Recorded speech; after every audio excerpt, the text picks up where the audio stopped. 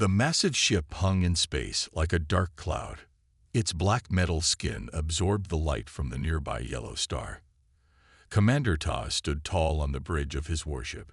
His 6 arms were crossed over his armored chest. 4 of his red eyes looked at the main screen, while the other 4 scanned the data flowing across smaller screens. "Magnify that blue planet," he ordered. The image grew larger. A small blue and green world filled the screen. White clouds swirled across its surface. Vast oceans covered most of it. "Is this the target?" Tai asked. Admiral June stepped forward. She was shorter than Tai, but her armor was just as thick. The spikes along her back showed her high rank. "Yes, Commander. The 3rd planet in this system. The locals call it Earth. They call themselves humans." Ta clicked his jaw parts together. This was a sound of amusement among the Kresh. For thousands of years, the Kresh had ruled the galaxy. Their natural armor, their 6 strong arms, and their deadly venom made them the perfect warriors. No species had ever beaten them in battle. "What do we know about these humans?" Tai asked. June touched a control panel. New images appeared on the screen. Pink, soft-looking creatures with only 2 arms and 2 legs. "They appear very weak, Commander.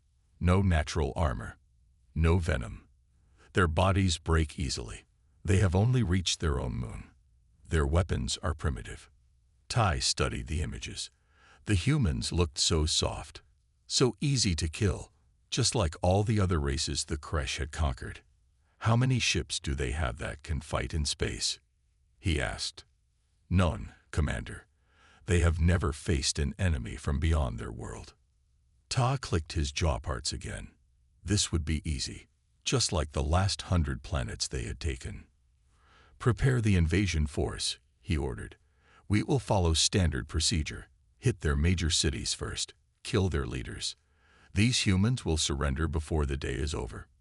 Admiral Jun hesitated. This was unusual for a Kresh officer. "Commander, there is something strange about these humans. Our scouts report unusual behavior." Tai turned all 8 eyes toward her. "Explain." "Their planet has tried to kill them many times. Giant rocks from space. Ice ages. Deadly diseases. Yet they survive. And Commander," she paused, "they spend much of their time fighting each other. Their entire history is filled with war. They are always killing each other in new and creative ways." Ta dismissed her concerns with a wave of his upper arm. "All the better. A species divided will not stand together against us. Prepare the dropships." Captain Sue of the South Korean Air Force was the first human to see the alien ships. She was flying her jet on a routine patrol when her radar picked up objects entering Earth's atmosphere. "Control, this is Captain Sue. I'm tracking multiple objects entering our airspace. They're coming in fast. Too fast for normal aircraft. Captain Sue, this is Control. We're seeing them too. All over the world. These are not known aircraft." Sue turned her jet toward the nearest object. It was a black, oval-shaped ship much larger than her fighter. It was heading straight for Seoul. "Control, I'm going to intercept. These do not appear to be Earth-origin craft." Before Control could respond, hundreds more objects appeared on her radar. They were coming down all over the planet. First contact had begun. In the underground war room beneath Seoul, General Han looked at the reports coming in from around the world. Alien ships were landing in every major city. Strange 6-armed creatures were attacking civilians. "Get me the president," he ordered. The large screen on the wall lit up. The president's face appeared, looking worried. "General Han, I'm in the emergency bunker. What are we facing?" "Mr. President, we are under attack by what appear to be extraterrestrial forces. They have landed in Seoul, New York, London, Moscow, Beijing, and at least 50 other major cities. They are heavily armed and are attacking civilians and military targets." The president's face grew pale. "Aliens? Are you certain?" "Yes, sir. 6 limbed beings with natural armor.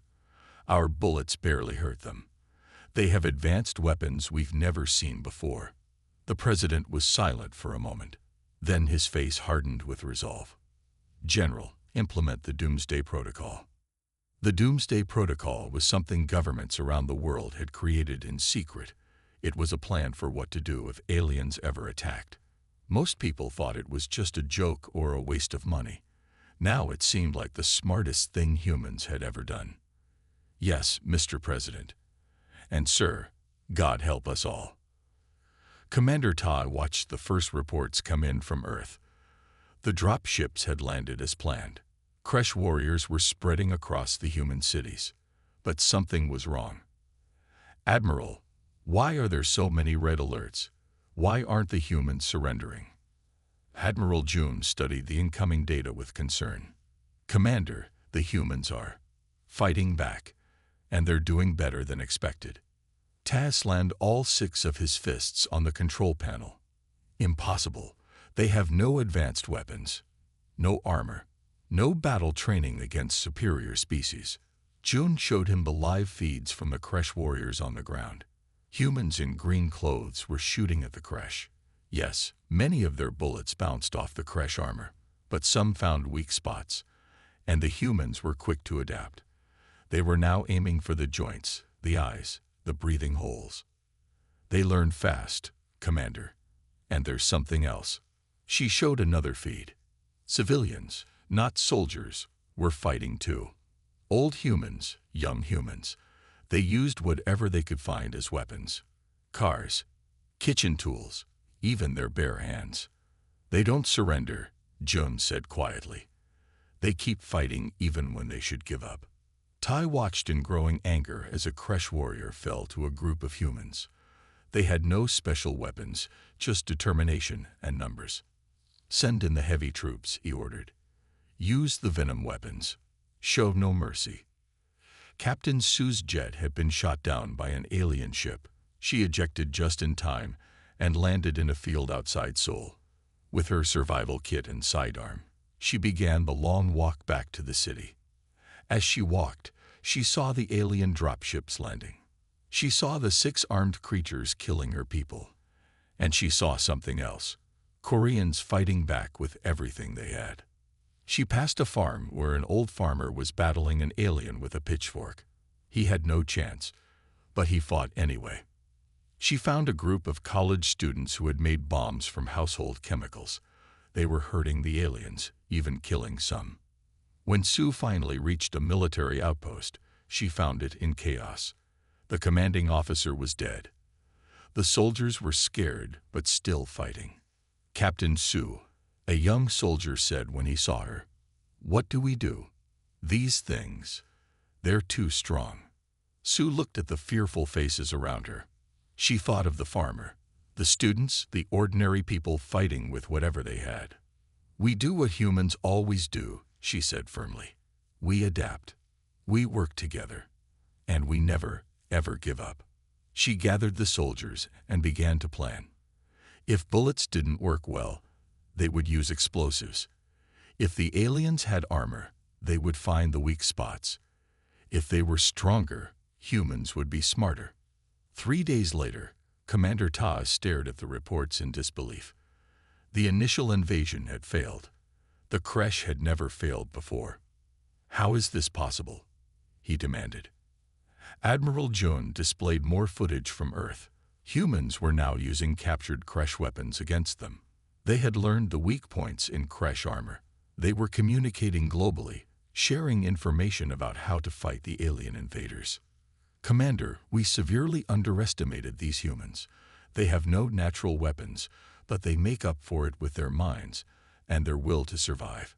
And there's something else." She showed him new images. Humans who had once fought each other were now fighting side by side against the Kresh. Korean and Japanese, American and Russian, Israeli and Palestinian. "They have united against us," Jun said. "Their entire history is filled with war, yes, but it's also filled with alliance, with cooperation in the face of greater threats." Tai felt something he had never felt before, doubt. The Kresh had conquered 1,000 worlds. Would Earth be the one that broke that perfect record? Prepare the orbital weapons, he ordered. If we cannot conquer them, we will destroy them from orbit. But as the Kresh warships moved into position, something unexpected appeared on their sensors. Human spacecraft, cobbled together with Kresh technology, were rising from Earth. The humans were coming to them.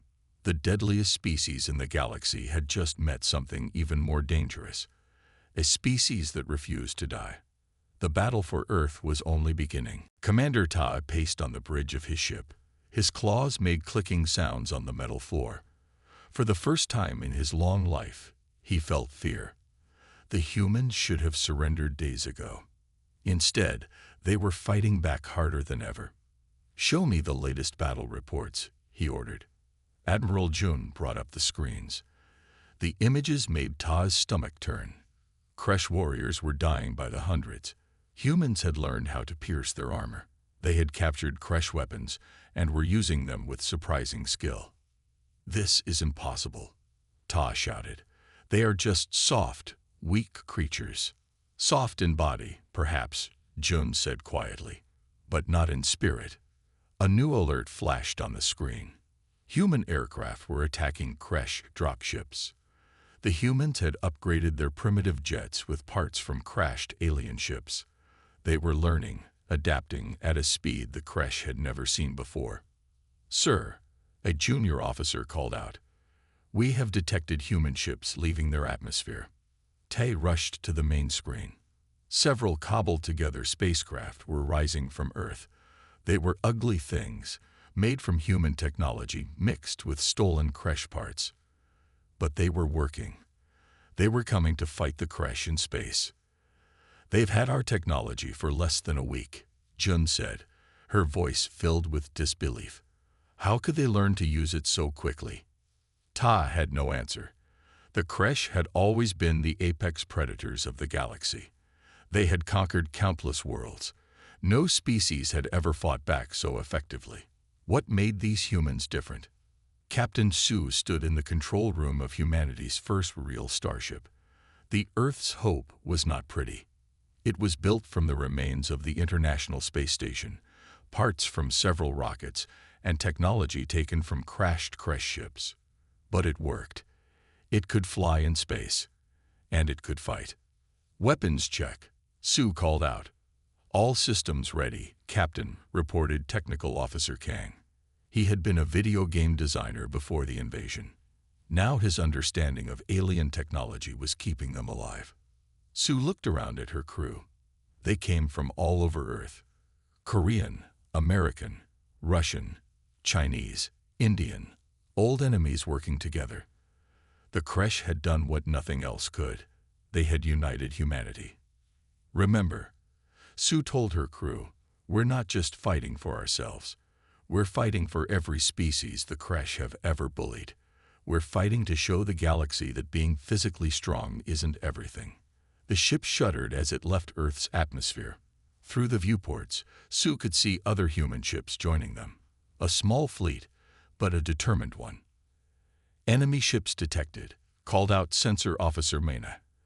"At least 20 Kresh war vessels heading our way." Su took a deep breath. "Prepare for battle. And remember, humans have been the underdogs before. It's when we're at our best." On Earth, the ground war continued. General Han had established a base in the ruins of Seoul. The once beautiful city was now mostly rubble. But from this rubble, humanity was planning its comeback. "The Kresh thought we would be easy to beat because we look weak," Han told the assembled military leaders from around the world. They didn't understand that humans have been preparing for alien invasions for centuries. He showed them maps of Kresh drop ship locations. They also made a big mistake. They attacked a species that is used to fighting against impossible odds. "We've been doing it to each other forever." American General Kim nodded. "And they underestimated our creativity. Humans can turn anything into a weapon." Han pointed to captured Kresh technology. Scientists and engineers from around the world were taking it apart, learning its secrets, finding ways to use it. "But our greatest strength," Han continued, "is one the Kresh don't understand. When faced with extinction, humans don't give up. We fight harder, and we work together. The war room door opened. A tall Kresh female entered, her hands up to show she was unarmed. Guards pointed weapons at her. "This is Admiral June," Han explained to the shocked room. "She has defected to our side." June looked at the human leaders. "My people were wrong to attack yours. I have seen your courage, your determination. The Kresh have ruled through fear for too long. I want to help you end their empire." The room exploded with angry voices. Many didn't trust her. Many wanted her dead. But Han raised his hand for silence. "Admiral June has already given us valuable information. She helped us understand Kresh technology. And she's not the only one. Other Kresh are questioning their leaders. We have a chance not just to save Earth, but to free the galaxy." Back in space, the battle was not going well for the humans. Their ships were too few, too new, too untested. Captain Sue watched as 2 human vessels exploded under Kresh fire. "We can't win this fight," Officer Minna said, her voice shaking. Sue gripped the command chair. "We don't need to win. We just need to show them we can hurt them." She ordered her ship to target the engines of a Kresh destroyer. Their weapons hit home. The alien ship spun out of control. "See," Sue told her crew, "they can be beaten." But then 3 Kresh battleships surrounded the Earth's Hope. There was nowhere to run. "Captain," Communications Officer Jun called out, "we're receiving a message from the Kresh commander." The main screen lit up. Commander Tay's alien face filled it, his 8 eyes blinking in different patterns. "Human ship," he said in heavily accented English. "You have fought well, but now you will surrender or be destroyed." Sue stood tall. "We will not surrender. Humans don't give up." Ta clicked his jaw parts in anger. "Then you will die, and your planet will burn." The screen went dark. Sue looked at her crew. "Prepare for..." Her words were cut off as new ships appeared on their sensors. But these weren't Kresh ships. They were different. "Captain," Officer Minna said in surprise, "these are ships from other alien species. They're attacking the Kresh." Sue watched in amazement as dozens of new vessels joined the battle. Some were sleek and fast. Others were huge and powerful. All were targeting the Kresh. Communications Officer Jun's console lit up. "Captain, we're receiving messages from the new ships. They're from worlds conquered by the Kresh. They've been watching our fight. They'd been inspired by us. They're rising up against the Kresh all across the galaxy." For the first time since the invasion began, Sue allowed herself to smile. Humans weren't just fighting for Earth anymore. They were leading a galactic revolution. Commander Ta couldn't believe what he was seeing. Ships from a dozen conquered worlds were attacking his fleet. His perfect invasion was turning into a disaster. "How is this happening?" he demanded. Admiral June's replacement, a nervous junior officer, tried to explain. "Sir, it appears the humans have been broadcasting their resistance, their courage. It has inspired others." Ta smashed his fist into a control panel. "One weak species. That's all they are. How could they change everything?" The answer came as his ship rocked from another hit. The humans weren't just physically fighting the Kresh. They were fighting the idea that might makes right. They were showing the galaxy that even the weakest species could stand up to bullies. "Sir," his officer reported, "we're receiving surrender messages from Kresh ships all over the system." Ta couldn't process this. The Kresh never surrendered. They won or they died. But now his own warriors were giving up. It was unthinkable. "Sir, a human ship is hailing us. It's their Captain Sue." Ta wanted to refuse the call, but he knew he had to understand what was happening. He nodded, and Sue's face appeared on his screen. "Commander Tay," she said calmly, "your invasion has failed, but we don't want to destroy your people. Unlike the Kresh, humans understand mercy." Tay's rage boiled over. "You understand nothing. The Kresh have ruled this galaxy for thousands of years. We are the strongest. We deserve to rule. Sue shook her head. Strength isn't everything, Commander. Humans aren't strong. But we're smart. We're creative. And most importantly, we know how to work together. That's why you'll never beat us. As Tai watched more of his ships surrender, he realized a terrible truth. The deadliest species in the galaxy had finally met their match. Not because humans were stronger or more vicious, but because they were something the Kresh had never encountered before. A species that valued cooperation over domination. The battle for Earth was turning into a battle for the soul of the galaxy, and the humans were winning. Commander Ta stood before the Supreme Kresh Council.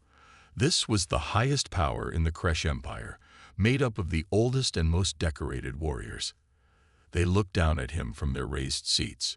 Their eyes showed no mercy. "You have failed," said High Counselor Nak, the oldest Kresh alive. His armor was covered in battle marks from 1,000 victories. No Kresh commander has ever failed so badly. Ta kept his head high. "The humans are not like other species we have conquered. They are different." "Different how?" asked another counselor. "They are weak. They have no natural weapons. No armor. How could they beat our forces?" Ta struggled to explain.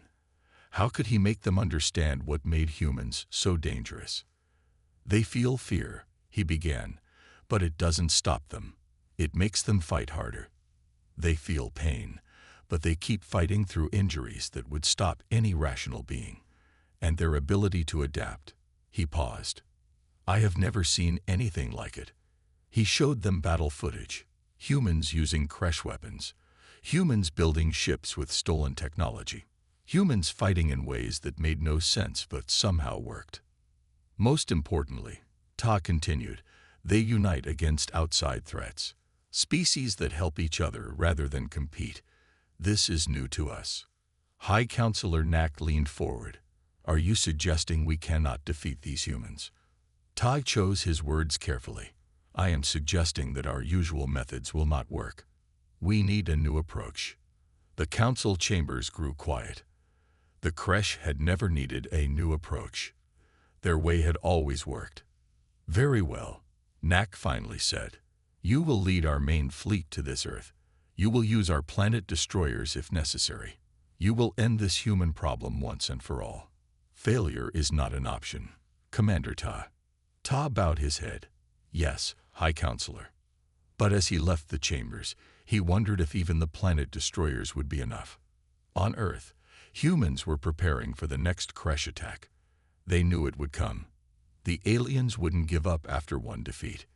Captain Su, now promoted to Admiral, worked with Admiral Jun in a secret base beneath the ruins of Seoul. The former Kresh officer had proven her loyalty by sharing vital information about Kresh weapons, ships, and battle tactics. "They will send their main fleet next," Jun told Su as they looked at star maps. "The Council will not accept defeat. They will try to destroy your planet rather than let humans win." Su nodded. "Then we need to take the fight to them. We need to hit them before they hit us." Jun looked shocked. "Attack the Kresh homeworld? No species has ever dared." Su smiled. "That's why it might work. The Kresh don't expect it. They think defense is all we can manage." She pulled up images of the new human fleet. In just 2 months, humans had built hundreds of ships using Kresh technology. They weren't as good as real Kresh vessels, but they were good enough. "But more important than our ships," Su said, "is our plan." She showed Jun the battle strategy. It didn't follow any normal military logic.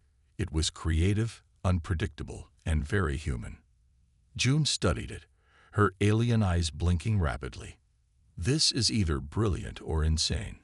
Maybe both." Su laughed. "That's humanity in a nutshell." General Han addressed the United Earth Forces. Soldiers from every nation stood together, ready to board the ships that would take them to the stars. "This is the greatest moment in human history," Han told them. "Not because we're going to win a war, but because we're finally truly united." He looked out at the faces before him.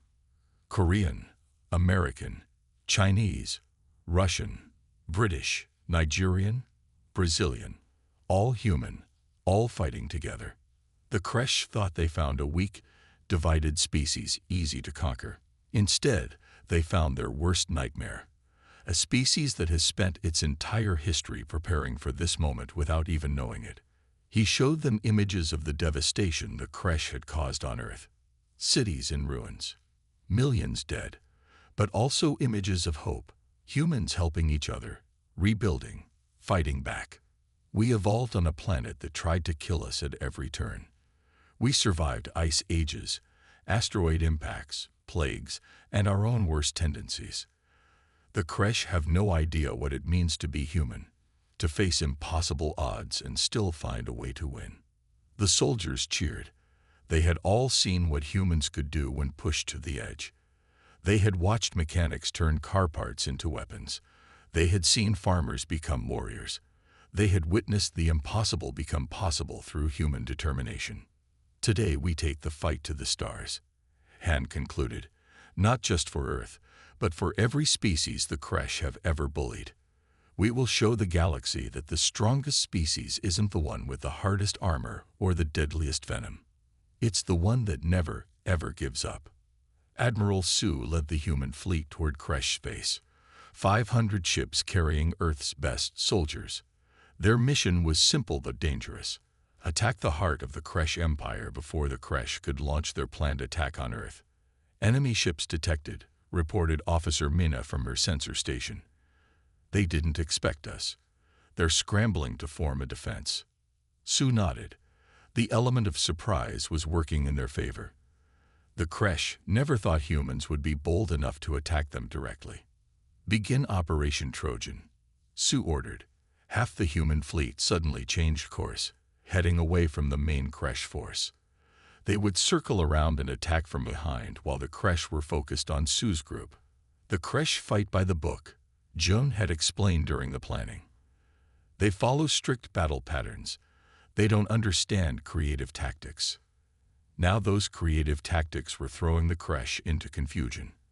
As Sue watched on her view screen, the mighty alien fleet broke formation, unsure which human group to chase. They're splitting their forces, Officer Kang reported with excitement. Just like we hoped. Sue allowed herself a small smile.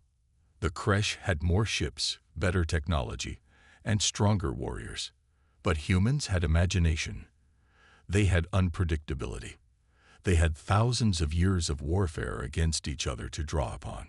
All ships, engage at will, Sue ordered. Remember the plan. Hit and run. Don't try to fight them head-on. The human ships darted in and out of the Kresh formation, firing quick shots, then retreating before the aliens could respond.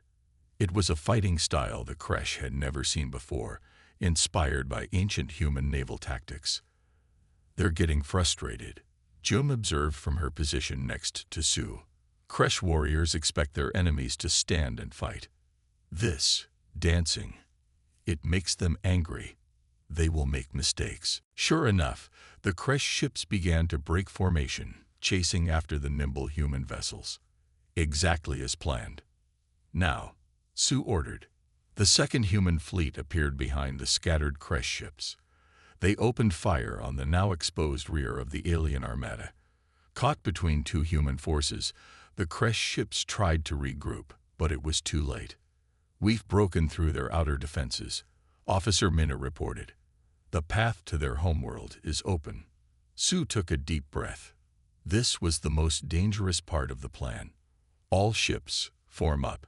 We're heading for Kresh Prime. Commander Todd couldn't believe the reports coming in. Humans attacking the Kresh homeworld. It was unthinkable. No species had ever been so bold. How did they get past our defenses? He demanded. They didn't fight the way we expected, his officer tried to explain. They used strange tactics. Hit and run. Feints. Traps. Tay rushed to the command ship. He had to stop the humans before they reached Kresh Prime. The shame of allowing aliens to attack the homeworld would be unbearable. As his ship joined what remained of the Kresh fleet, he saw the human vessels approaching. They were crude things, clearly built with stolen technology. but they moved with a grace and unpredictability that Kresh ships lacked. All ships formed defensive line. Tai ordered. We must protect the homeworld at all costs. The remaining Kresh ships formed a wall between the humans and Kresh Prime. It was an impressive sight, hundreds of the galaxy's most advanced warships ready for battle. But as Tai watched, the human fleet did something unexpected again. Instead of attacking or retreating, they simply stopped. Then one small ship broke from their formation and approached alone. "Sir, we're receiving a transmission from the human ship," his communications officer reported.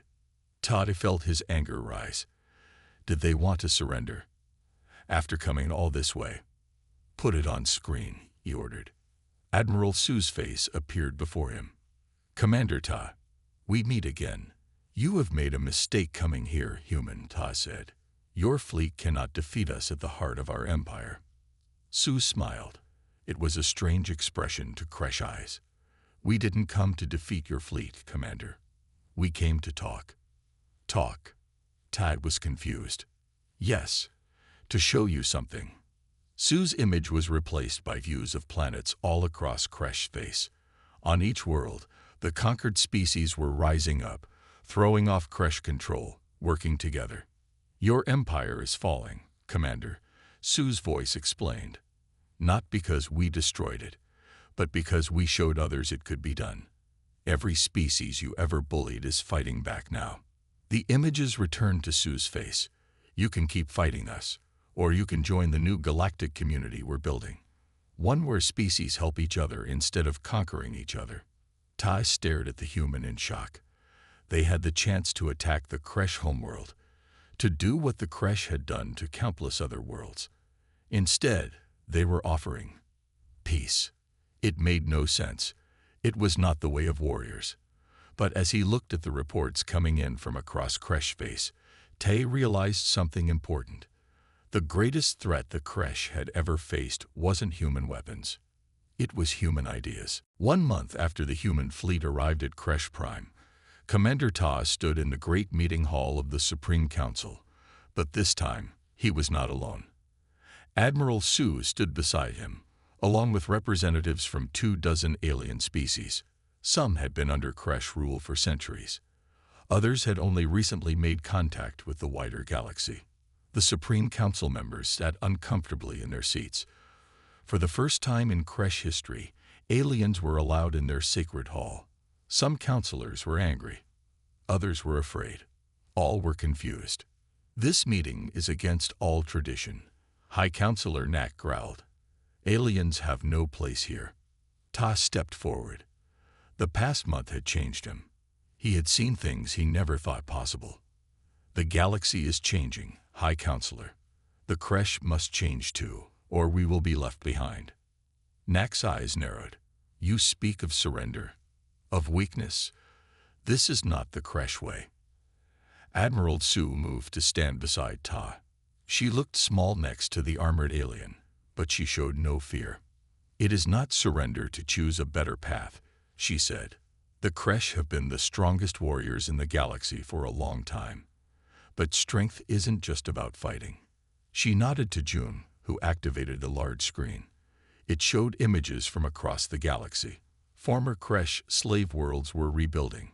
Species that had once been enemies were now working together. "In just 3 months," Su continued, "the worlds you ruled have made more progress together than they ever did under Kresh control. This is a different kind of strength, the strength that comes from cooperation." Several counselors shifted uneasily. One spoke up. "Why should we believe anything humans say? You came here ready for war." "Yes," Su admitted.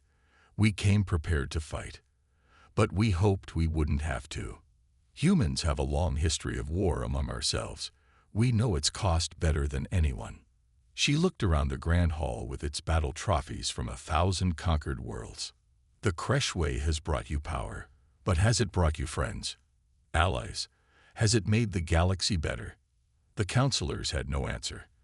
The Kresh had never concerned themselves with making things better, only with conquest. High Counselor Nak rose from his seat. "What exactly are you proposing, human?" Sue nodded to a representative from one of the formerly conquered worlds. The small green alien stepped forward. "We propose a galactic council," the alien said, "where all species have a voice, where we work together to solve common problems instead of fighting over resources." The Kresh counselors buzzed with angry whispers. Nak raised his hand for silence. "And if we refuse? If we choose to continue the Kresh way?" Sue answered plainly. "Then you will find yourselves fighting not just humans, but every species you've ever wronged. And more are joining our alliance every day." She didn't need to say more. The Kresh were strong, but even they couldn't fight the entire galaxy. After a long silence, Nak spoke again. "We will need time to consider this proposal." Sue nodded. "Take the time you need. But know that the galaxy won't wait forever." Back on their ship, Tai approached Sue in private. The Kresh commander had been quiet during the journey back from the council meeting. "You must understand," he said finally, "this is difficult for my people.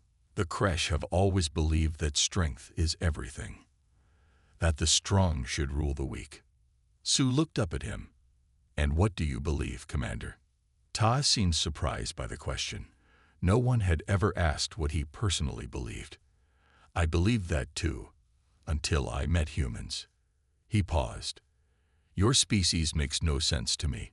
You are physically weak. You break easily. You live such short lives. Yet you accomplish so much. You create art and music alongside weapons. You fight among yourselves constantly, yet unite instantly against outside threats." Sue smiled. "We contain multitudes, as one of our poets once said." "Poets," Tay repeated the unfamiliar word. "The Kresh have no poets, no artists. We have only warriors." "Perhaps that's why you've stopped growing as a species," Sue suggested gently. "There's more to life than conquest." Ta looked out at the stars. "I am beginning to see that." On Earth, reconstruction was moving quickly.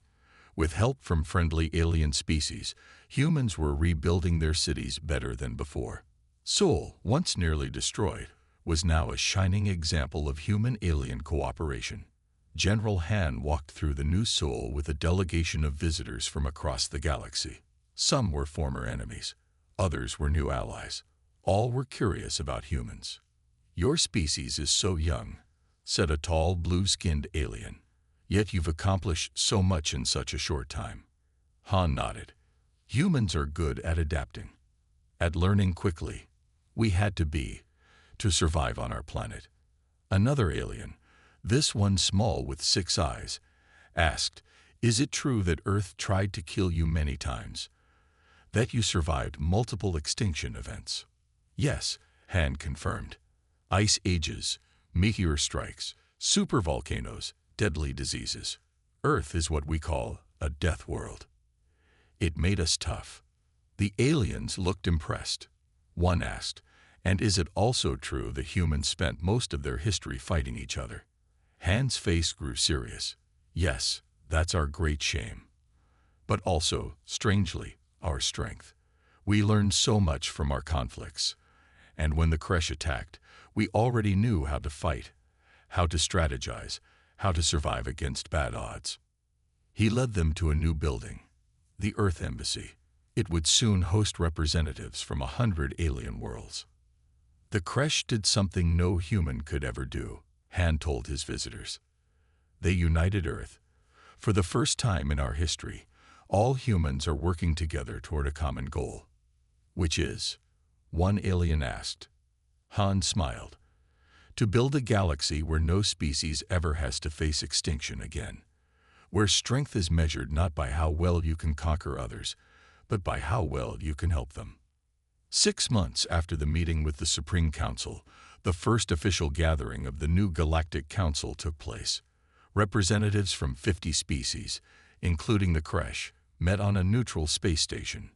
Admiral Sue and Commander Ta, now Ambassador Ta, stood together, watching the proceedings. "I never thought I would see this day," Tai admitted.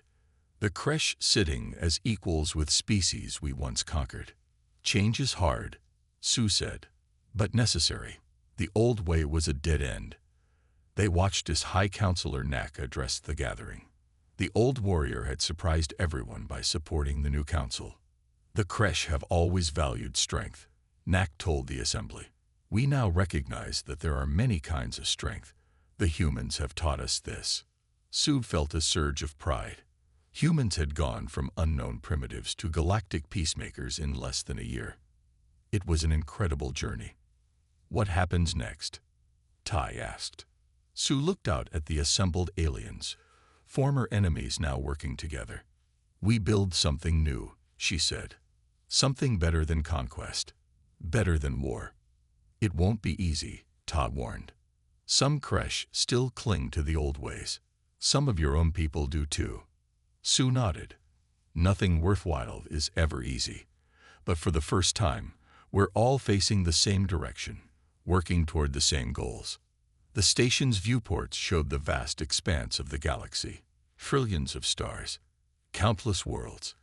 Endless possibilities. The Kresh ruled through fear for thousands of years. Su mused. Humans have shown there's a better way. Not through greater strength or better weapons, but through cooperation, through unity. Ta made the Kresh gesture of respect. All 6 arms crossed over his chest. The deadliest species in the galaxy, he said, turned out to be the one that fights not just with weapons, but with ideas. Su smiled. The human advantage had never been physical. It had been their spirit, their creativity, their stubborn refusal to give up, even against impossible odds. As the new Galactic Council began its work, Su knew the future wouldn't be perfect. There would be challenges, disagreements, perhaps even new conflicts. But for the first time in galactic history, different species were talking instead of fighting, working together instead of conquering each other. And it had all started because the deadliest species in the galaxy had underestimated a group of soft, weak creatures on a small blue planet who simply refused to surrender. In the end, humanity's greatest weapon wasn't technology or strength or even courage. It was hope. Hope that tomorrow could be better than today.